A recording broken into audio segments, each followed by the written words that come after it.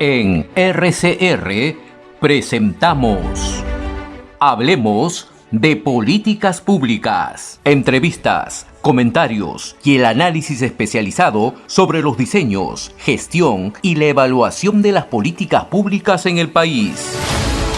Con la conducción de Gustavo Nakamura. Hablemos de Políticas Públicas.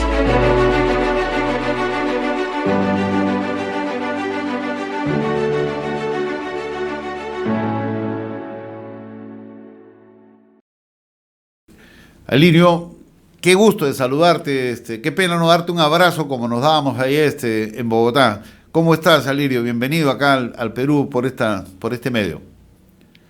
Walter, bueno, un saludo muy especial, muy buenas tardes aquí desde Bogotá, desde la fría capital de la República.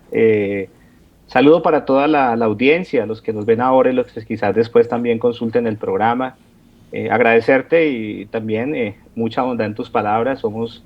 Somos uno más de las tantas personas que en este continente estamos comprometidos con que el deporte verdaderamente potencie la vida. Logremos que muchas situaciones que pasan dentro y fuera de los estadios se puedan transformar o se puedan mejorar a través del entendimiento, de la comprensión. Venimos de casi unas semanas de situaciones trágicas en los estadios de fútbol y siempre surge la pregunta, ¿qué pudimos hacer para evitarlo? Y la verdad que en ese sentido creo que la propuesta de este programa, desde el título, Hablemos de Políticas Públicas, es porque quizás es desde allí donde tenemos que empezar, es ahí donde tenemos que poner el foco para, a partir de un diálogo con todos los actores, entendiendo que todas las voces son importantes y que nadie puede estar fuera de la mesa. Así que muchísimas gracias, Walter, por la invitación, toda mi disposición, toda mi experiencia para compartir lo que no es una fórmula mágica, sino es un proceso de muchos años donde hay altas, hay bajas, hay momentos en que también uno quisiera tirar la toalla, pero pasan cosas maravillosas que nos dicen hay que seguir, testimonios de la misma gente, y esto se ve en terreno, que es una cosa importante de las políticas públicas. Las políticas públicas deben llegar a todo el mundo, deben escuchar a todos, no solamente a unos pocos. Mira, tienes realmente... Yo con Alirio, cuando nos conocimos, pasaron pocos minutos y ya estábamos totalmente conectados porque hemos tenido pues unas experiencias de vida que han sido bastante alineadas o muy similares, ¿no? Por eso, como les decía, mire, esta semana efectivamente hemos tenido pues episodios de muertes, episodios de violencia en estos escenarios públicos, ¿no? Porque pasó en Indonesia, donde hubo más de 100 muertos. En Argentina suspendieron un partido porque hubo violencia. En la misma Colombia también entraron unos hinchas a la cancha. Entonces la gente diría, oye, no está funcionando. No, sí está funcionando, porque esto sería peor.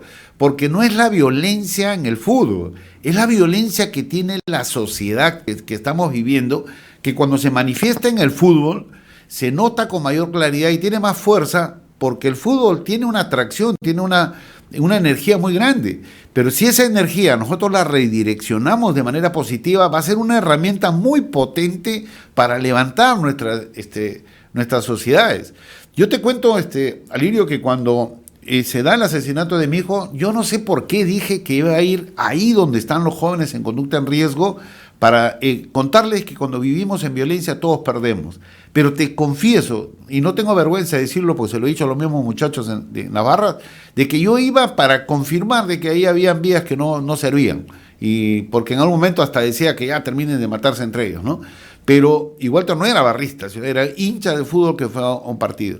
Pero cuando yo llegué a Lirio, tuve la misma experiencia que has tenido tú. En esas familias alternas que son las barras, existe mucha calidad de gente, existe unos líderes increíbles que luchan y trabajan por sacar adelante a su gente. Entonces, hay mucha gente que nos puede estar escuchando y dice, oye, están perdiendo el tiempo. No, y como comenzó, si nos caímos, nos levantamos. A veces puede haber oye, da ganas de tirar la toalla, como tú lo has dicho, pero ahí está, cuando tú ves a estos jóvenes que están saliendo adelante, cuando ves las cosas buenas que hacen, tú dices, no, hay que trabajar, pero hay que trabajar con ellos para que se produzca el cambio en la sociedad. Entonces, mi querido amigo, creo que estamos claro.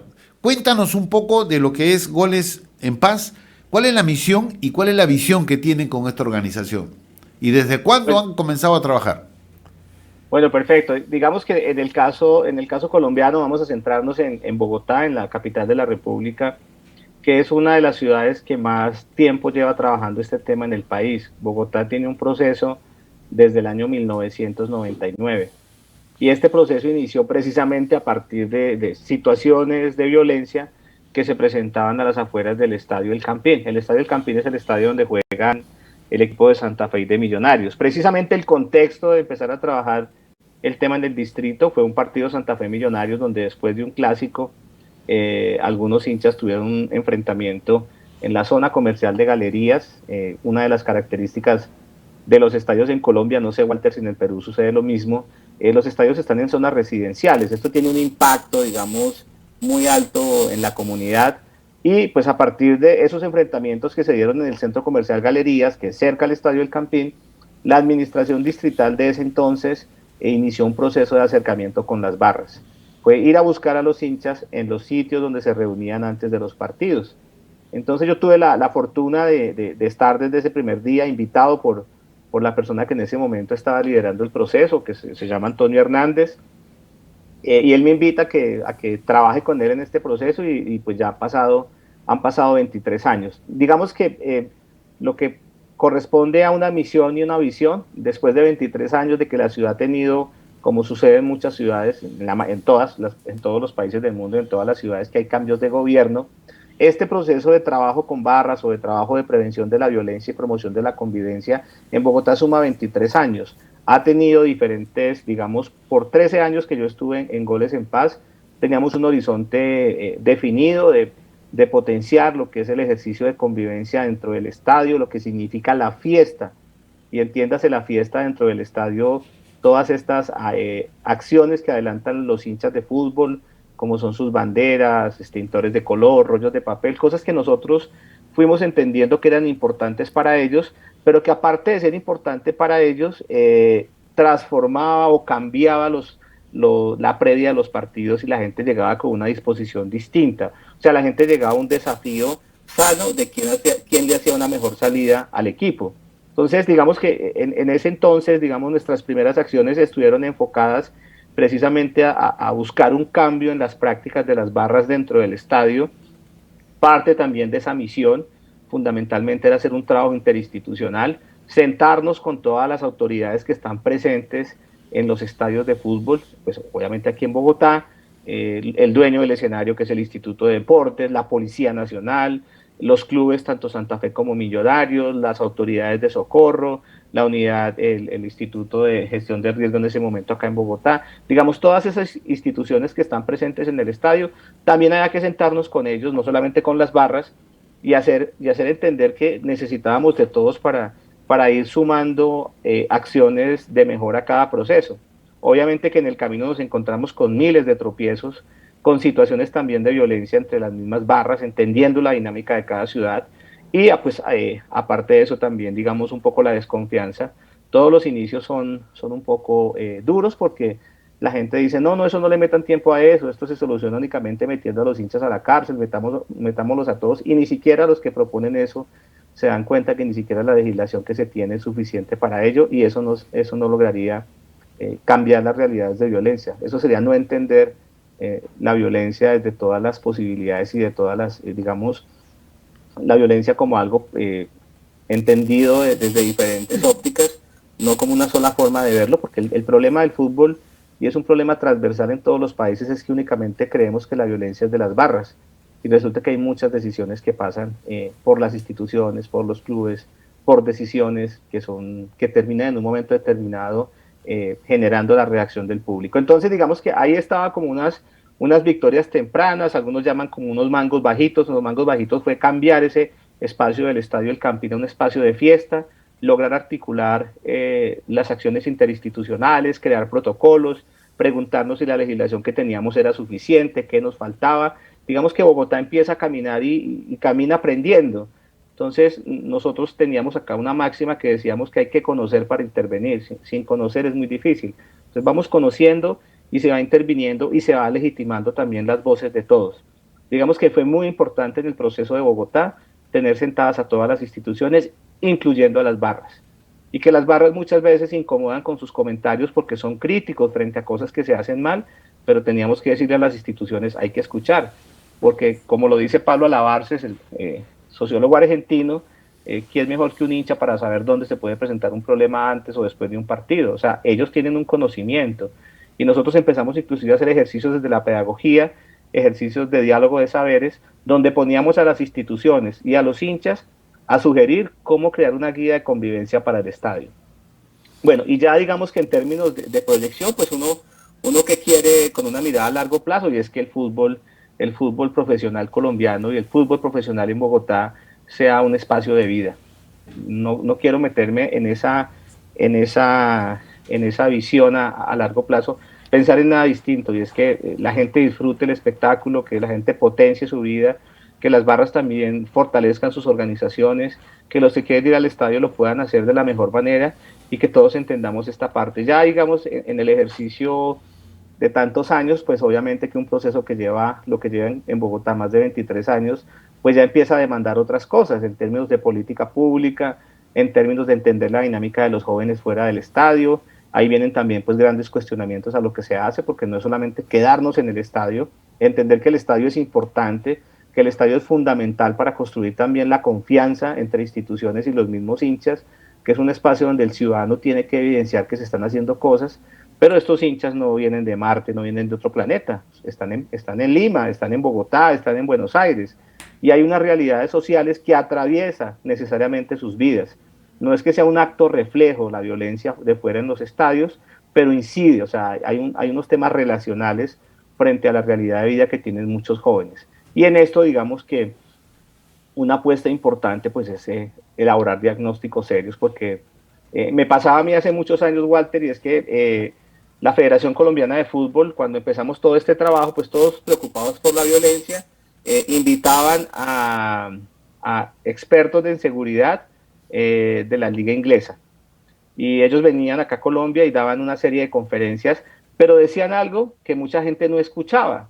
Y decían, ojo, esto pasa en Inglaterra, pero Inglaterra es una cultura, Colombia es otra cultura. Piensen ustedes esto que estamos haciendo acá, ¿qué se puede hacer en Colombia? Es lo mismo que yo les digo hoy a nuestros amigos en Perú. Aquí en Colombia estamos haciendo esto. Creo que algunas cosas que hacemos en Colombia, la ruta que hemos seguido, inclusive ustedes la pueden acortar, pero precisamente se trata de compartir experiencias y a partir de eso, de acuerdo a las condiciones, a las realidades que tiene el pueblo peruano y específicamente en Lima, miremos un poco cómo sería ese ejercicio que tiene que llegar a lo que este programa determina. Hablemos de políticas públicas, es política pública, porque si no hacemos políticas públicas estamos cada 4 años inventándonos el mundo o desconociendo lo que alguien hizo bien.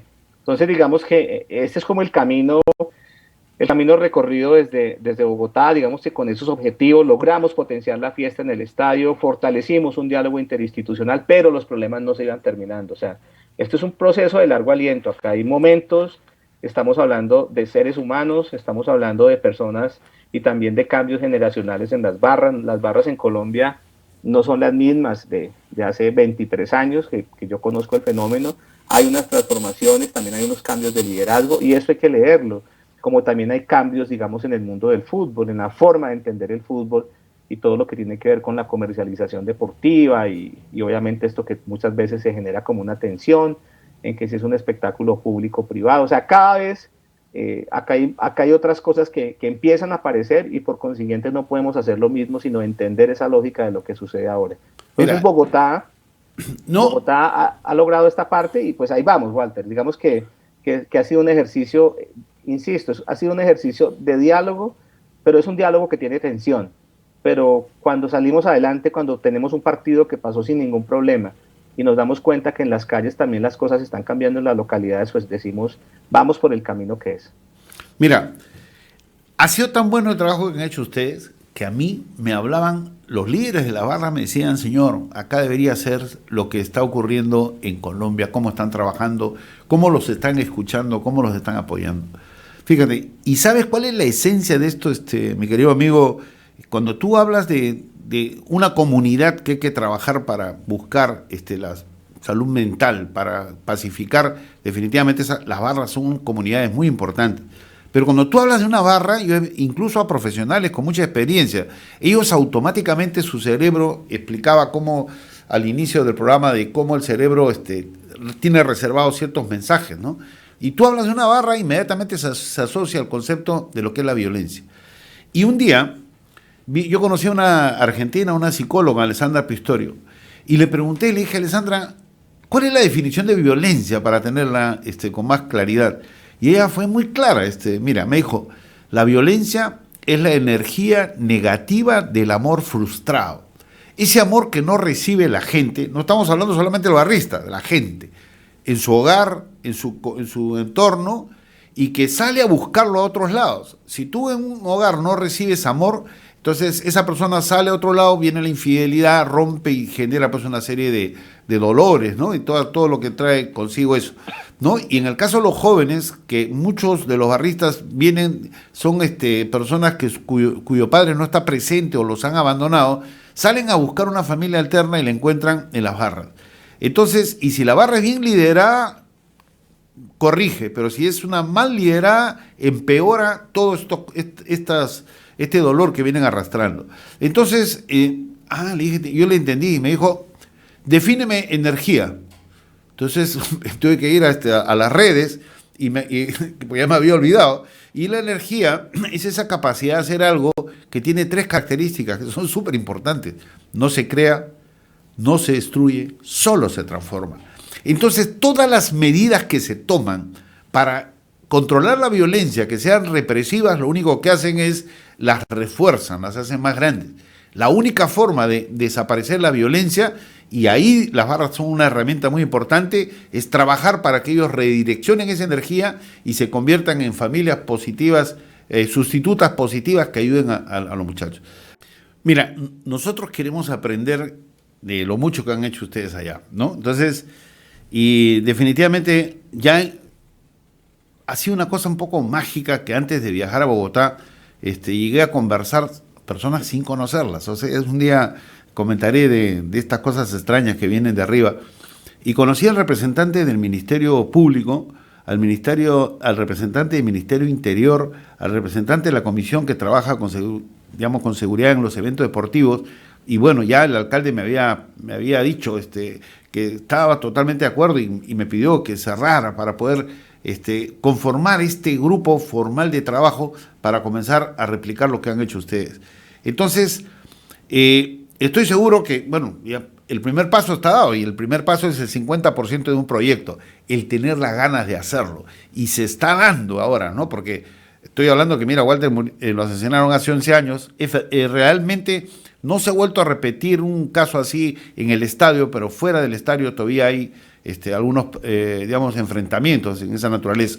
Entonces, si bien es cierto que había un avance con lo que se ha hecho, creo que podemos hacer mucho más. Y que pasaría, primero te pediría que nos cuentes cuáles fueron las primeras dificultades que llegaron a superar ustedes para conformar Goles en Paz. Y dentro de eso, como logros, ¿qué participación tienen los líderes de la barra en empujar este proyecto que es tan lindo? Perfecto. Bueno, Walter, precisamente lo mencionaba en las dificultades. Yo creo que es un poco la credibilidad. Y la credibilidad no es solamente de los entes del Estado, también tiene que ver con las mismas organizaciones, con las mismas barras. Entonces, al comienzo una dificultad fue entablar un diálogo directo y que se construyera confianza, porque ellos pensaban que los que estábamos en ese momento, que éramos 3 personas de la alcaldía de Bogotá, nosotros éramos infiltrados de la policía y que nuestra intención era capturarlos a ellos. Digamos que esto de inicio es una talanquera difícil, es un muro que ponen las organizaciones o las barras, pero pues uno entiende un poco ese miedo institucional o esa desconfianza institucional. Esto con el tiempo se fue transformando en confianza. Y cuando se transformó en confianza empezaron a aparecer, digamos, los primeros resultados importantes dentro del mismo estadio y, digamos, con el tiempo ya en los territorios haciendo acompañamiento no solamente para los partidos, sino haciendo acompañamiento directamente en las localidades, en los barrios donde se reúnen y articulando también un ejercicio más administrativo las alcaldías locales en los barrios donde ellos vivían. Y digamos que desde un comienzo, pues las barras se fueron a buscar a sus sitios de reunión. Logramos construir confianza, que no era sencillo, pero aparte de eso, se garantiza una participación activa en los ejercicios de fútbol, en el estadio y en los territorios. O sea, nunca han sido actores excluidos, se escuchan, expresan con toda libertad sus acuerdos, sus desacuerdos. Entonces, digamos que el aporte de ellos siempre ha estado, en el caso del programa de Bogotá, siempre ha estado ahí.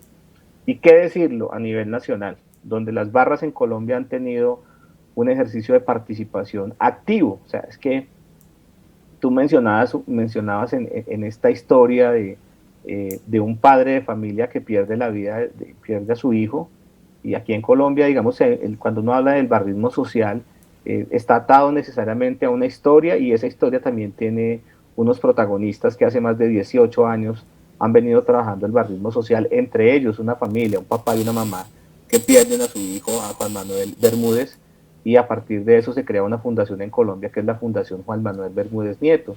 Y doña Martica y don Lucho, que son los papás de Juan Manuel, que fue asesinado por unos paramilitares, convocan a líderes y referentes de las barras y les dice, tenemos que repensar esto, nosotros no podemos seguir en esta situación, hay que resignificar las prácticas de las barras sobre los temas de violencia y potenciar todas aquellas cosas que verdaderamente inviten a la vida. Y a partir de ese trabajo que también hace la Fundación Juan Manuel Bermúdez Nieto, es que en la primera ley nacional aparecen 3 numerales, que esto es algo inédito, pues eso no está en ningún lado, en ninguna legislación se encuentra una terminología como la que existe en la primera norma nacional en Colombia, en la ley 1270, y se habla del barrismo social. Y está en la primera ley de orden nacional. Pero es un poco atándolo con la respuesta a tu pregunta. O sea, ¿cuál ha sido el papel de las barras en Colombia? Han estado, y en Bogotá, han estado activos en todos los escenarios, influyendo de manera positiva en la consolidación de un marco legal, en la construcción de una política pública. Cada semana, donde pueden participar, participan en las comisiones locales, y hoy en día entre ellos mismos hay acuerdos para recibirse en las ciudades donde antes eran escenarios de violencia. Ejemplo, la barra de el Santa Fe va a jugar en Pereira, entonces ya la gente del Pereira los está esperando a ellos con una comida, con un sancocho, y si vienen a Bogotá la gente de Santa Fe los recibe, la gente del Once Caldas, o sea, es decir, todas las barras tienen ejercicios ya propios de convivencia, ellos mismos están liderando cómo recibirse mejor. Obviamente hay tensiones, hay otros fenómenos que más adelante me voy a referir, pero reiterando la respuesta, todo el tiempo han estado activos y partícipes en diferentes escenarios, algunos propios y otros también influyendo de manera activa en la construcción de la legislación nacional y distrital. Qué bonito ¿no? Escuchar lo que han hecho ustedes y renuevan las esperanzas, porque definitivamente la solución no surge de arriba, surge de ahí donde está el problema. Yo tuve, me acuerdo, un momento un poquito, digamos, duro, vamos a decir así, lamentable, que una vez me pusieron una reunión en la que con un grupo de barras me dijeron a mí, acá viene el señor Oyarse, que él va a solucionar el problema de las barras. Yo le dije, no, yo no vengo a solucionar el problema de las barras. Yo lo que vengo es a ofrecer mi experiencia, mi capacidad para preparar a los líderes, para que los líderes se den cuenta de que lo que está ocurriendo no va a funcionar, los va a llenar de desgracia, y que sean los líderes los que solucionen el problema en su sitio. Y ese en su sitio puede ser su barra, puede ser su barrio, puede ser su comunidad. Entonces yo particularmente estoy convencido, mi querido amigo, que vamos a recoger las experiencias que ustedes tienen.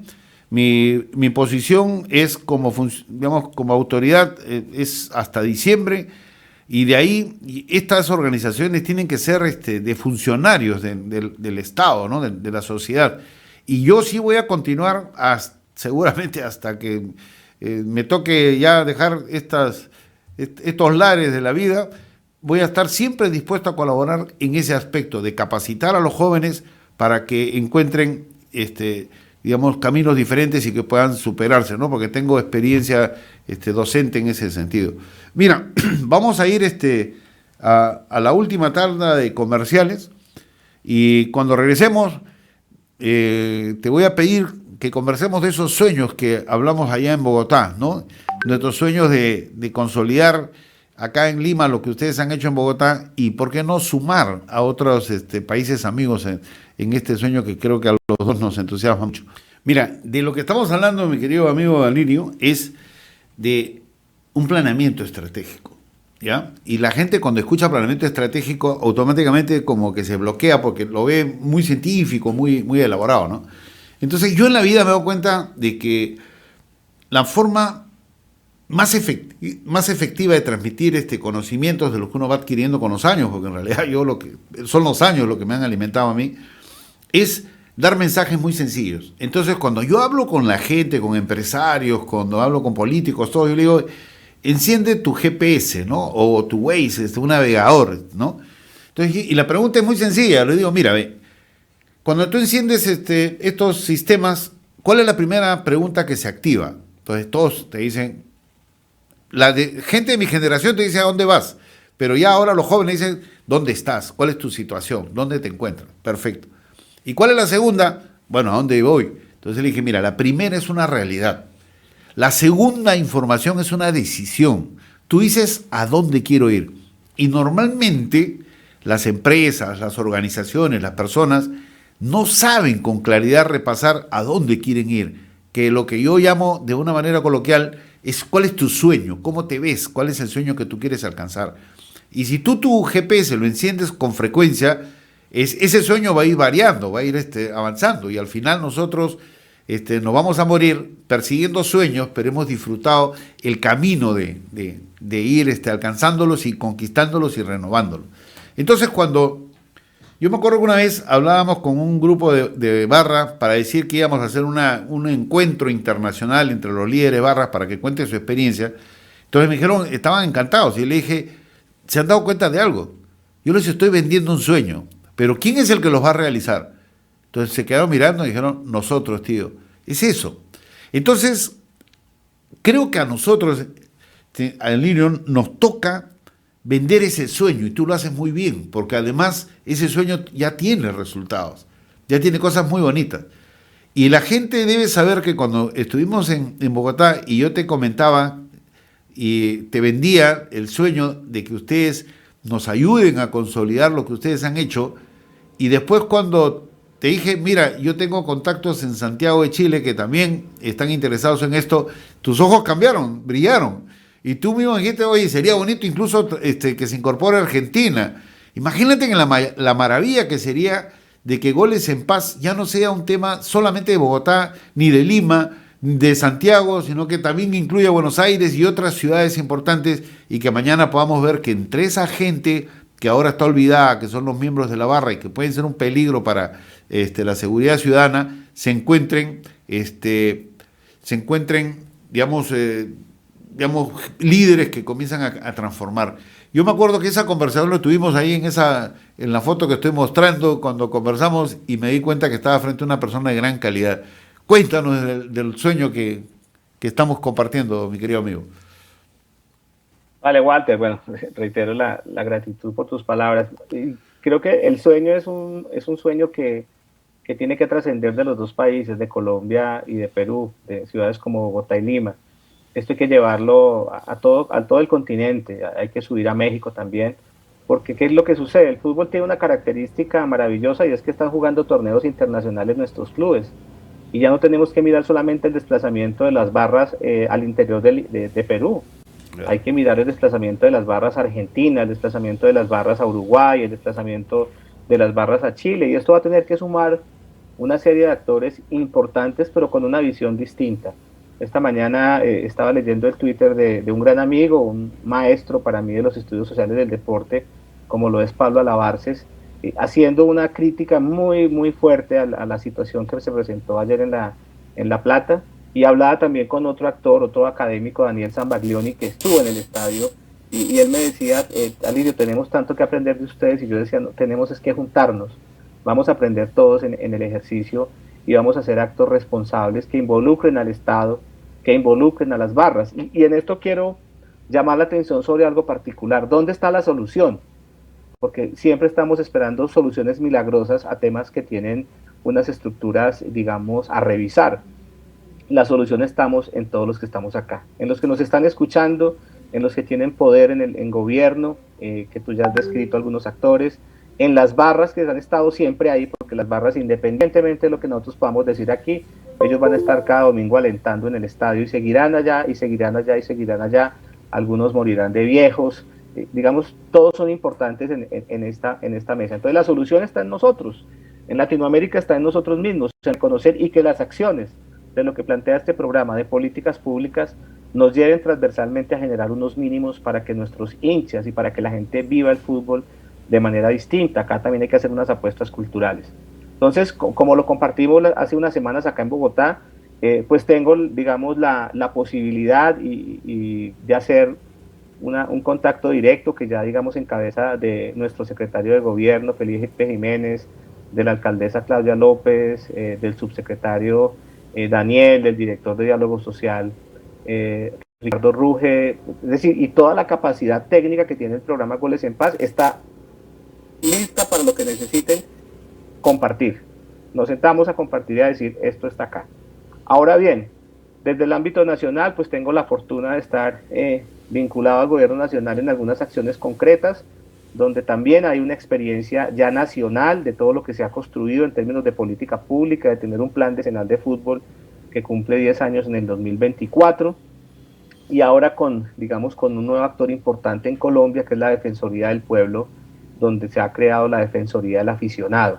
Entonces, digamos, tenemos una capacidad de contar, de compartir conocimiento, y también, en la medida que ustedes lo consideren y entendiendo el contexto peruano, revisar algunas acciones concretas en términos de legislación, porque hay que dejarle un soporte a cada acción. Aquí en Bogotá hace 20 años era difícil generar recursos o hacer inversión de recursos en estos temas, porque no había cómo justificarlos. Y ya después de tanto tiempo en Colombia existe una legislación que justifica la inversión de recursos en términos de prevención, en términos de mejoramiento de los estadios. Y en esto es importante también llamar la atención, y es que el trabajo con las barras es una de tantas acciones de las que se tienen que hacer. Aquí hay que hacer acciones legislativas, aquí hay que mirar la infraestructura de los estadios, hay que mirar quiénes administran los estadios, hay que mirar cómo se administran esos escenarios, cómo se desarrolla el tema logístico en un partido de fútbol. O sea, son muchos los actores que nos tenemos que sentar a pensarnos esto de una manera distinta. Lamentablemente hemos caído en una forma de entender el tema únicamente desde la seguridad. Y nosotros hemos acá analizado con varios compañeros, porque esto no es un trabajo solo de Alirio Amaya, es mucha gente la que está de la mano con nosotros construyendo, y decíamos que hay un elemento fundamental que es la convivencia. Y la convivencia, cuando uno lo analiza ya en términos sociológicos y antropológicos, es un desafío de la humanidad, no solamente de la gente que va a fútbol, pero la convivencia nos permite fortalecer la seguridad, no al revés. Muchas veces las decisiones de seguridad nos aniquilan, nos cortan los ejercicios de convivencia, y nosotros no podemos esperar tener un fútbol distinto si eliminamos la otredad en el estadio, si jugamos sin visitantes, si no reconocemos que la fiesta de las barras no tiene ningún problema. Una bandera no es un problema, un bombo no es un problema, el uso de papel no es un problema. El problema es nosotros cómo entendemos y comprendemos que necesitamos de todos. Y quedará una pregunta, Walter, para todos nosotros, y es: ¿para qué queremos el fútbol? Tenemos claro que en el mundo del fútbol, donde es un negocio, pues es un negocio rentable. Para ellos es esa visión legítima y válida en cualquier negocio. Para nosotros como Estado tiene otra visión, para las barras tiene otra visión, pero es mirar todos cómo podemos sumar. Los clubes desde la responsabilidad social de la actividad deportiva, las barras también desde el compromiso coherente de entender esas dinámicas, el Estado con la formulación de políticas públicas, y así nos vamos sumando todos. O sea, esto es un ejercicio interesante en el que vamos a encontrar miles de dificultades. Y si les digo algo con conocimiento de causa, y es cuando haya problemas hay que sentarnos más, no decir que no sirvió. Es que aquí en Colombia muchas veces nos dicen que es que la prevención no ha funcionado, entonces yo ya me voy a los procesos estadísticos y decir, venga, revisemos cuánto estamos invirtiendo en prevención para decir que la prevención es un fracaso. y ahí nos damos cuenta que estamos un poco rajados en recursos para prevención. Entonces no me digas que la prevención está fracasando cuando no estás destinando los recursos. Pero no nos neguemos a sentarnos, porque cuando hay problemas es cuando más tenemos que sentarnos para poder identificar qué es lo que tenemos que transformar, dónde están las grandes decisiones para que en un partido no se presente un problema. Un poco lo que sucede anoche en Argentina, el tema de la aglomeración de público, el uso de gases lacrimógenos en una aglomeración. O sea, ya tenemos que pensarnos si este tipo de herramientas son adecuadas o si simplemente lo que nosotros estamos es precisamente generando unos procedimientos que con solo una vida que se pierda ya los hacen inviables en cualquier estadio del mundo. Mira, la verdad que cuánto conocimiento, cuánta experiencia, cuántas cosas positivas. Yo comparto todo lo que tú has dicho. Qué pena, digamos, que el tiempo siempre nos tiene apretados. Lino, muchísimas gracias por haber compartido con nosotros. Ya el programa termina. Te dejo, por favor, para que te despidas de los peruanos que te han escuchado con mucha atención. No, Walter, muchísimas gracias a ti. Una amistad que nace y que va a quedar en el tiempo, dejando una huella donde podamos hacer algo. Y para todo el pueblo peruano, mi afecto, mi mejor disposición de este país de Colombia para que hagamos cosas juntos y encaminemos algo distinto en Latinoamérica. Se requiere, estamos perdiendo vidas y esto no es algo menor. Bueno, ya se han dado cuenta que no he exagerado cuando he hablado de una persona de alta capacidad y calidad humana. Entonces, un abrazo, Lirio. Espero que el abrazo sea presencial pronto. Hemos presentado Hablemos de Políticas Públicas. Nos reencontramos en nuestra próxima edición.